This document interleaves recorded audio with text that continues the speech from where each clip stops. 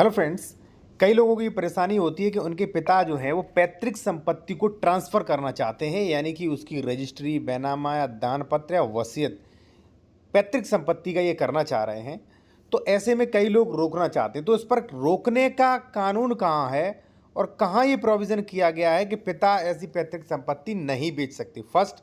Second है कि अगर मान लीजिए भविष्य में आपके पिताजी ने पैतृक संपत्ति की रजिस्ट्री कर दी थी, तो आप उसे कैंसिल कितने समय तक करवा सकते हैं और कैसे करवा सकते हैं, उसकी प्रक्रिया क्या है साथियों।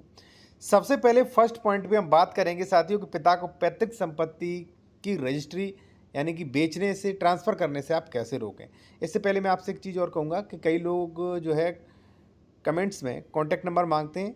कॉन्टैक्ट नंबर हमारा वीडियो की डिस्क्रिप्शन में मेंशन किया गया है। अगर आप कोई भी लीगल एडवाइस लेना चाहते हैं या मान लीजिए आदेश की PDF लेना चाहते हैं तो ले सकते हैं।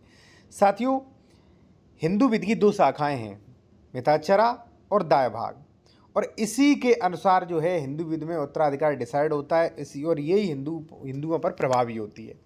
तो ऐसे में जब आप मिताक्षरा देखेंगे तो यहाँ पे आप पढ़ सकते हैं संयुक्त संपत्ति के विषय में।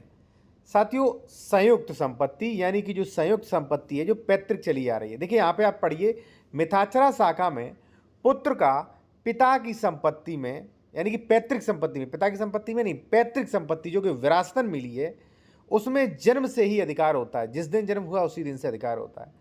पुत्र पिता के साथ सह स्वामी होता है।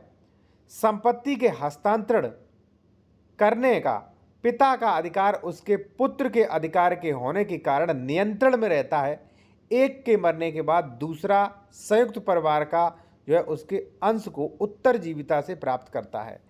साथियों, कहने का मतलब ये है, स्पष्ट इसमें इस कानून में कहा गया है कि भाई जो पैतृक संपत्ति है उसमें पुत्र का भी अधिकार होता है, और पुत्र का अधिकार होने के कारण पिता का अधिकार जो है वो नियंत्रण में रहता है। और एक चीज़ जो है वहाँ पे स्पष्ट मेंशन की गई है कि जो भी मान लीजिए संपत्ति प्राप्त करता है वो उत्तरजीविता के तौर पर प्राप्त करता है, कि भाई अपना भरण पोषण उससे करेगा उत्तरजीविता के तौर पर। ठीक है, तो इस कानून के अनुसार जो है वो पिता अपनी पैतृक संपत्ति को नहीं बेच सकते।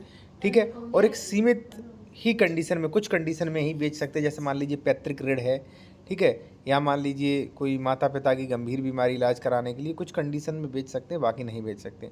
एक चीज़ मैं आपको और बता दूं कि अगर मान लीजिए आपके पिताजी ने रजिस्ट्री कर दी है किसी को, तो आप उसे कैंसिल कब तक करवा सकते हैं, उसका प्रोसेस क्या है। साथियों, मैं आपसे एक चीज़ और कहूँगा, यदि आप कोई भी लीगल एडवाइस लेना चाहते हैं ले सकते हैं। कॉन्टैक्ट नंबर वीडियो की डिस्क्रिप्शन में मेंशन किया गया। यहाँ पे साथियों आप देख सकते हैं, यहाँ पे जो अनुसूची 109 है लिमिटेशन एक्ट की, वो स्पष्ट प्रोविजन करती है कि मिताक्षरा विधि से शासित हिंदू द्वारा उस अन्य संक्रमण को जो उसके पिता ने पैतृक संपत्ति का किया है, संक्रमण यानी कि ट्रांसफ़र, आपास्त कराने के लिए 12 वर्ष का जो है इसमें समय सीमा दी गई है। 12 वर्ष तक आप जो है केस ला सकते हैं।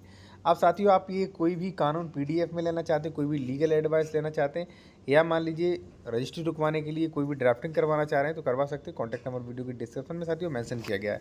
वीडियो अच्छे वीडियो को लाइक करें, और इसी प्रकार के नोटिफिकेशन पाने के लिए आप मेरे टेलीग्राम चैनल को भी ज्वाइन कर सकते हैं। उसकी लिंक वीडियो की डिस्क्रिप्शन में दी गई है।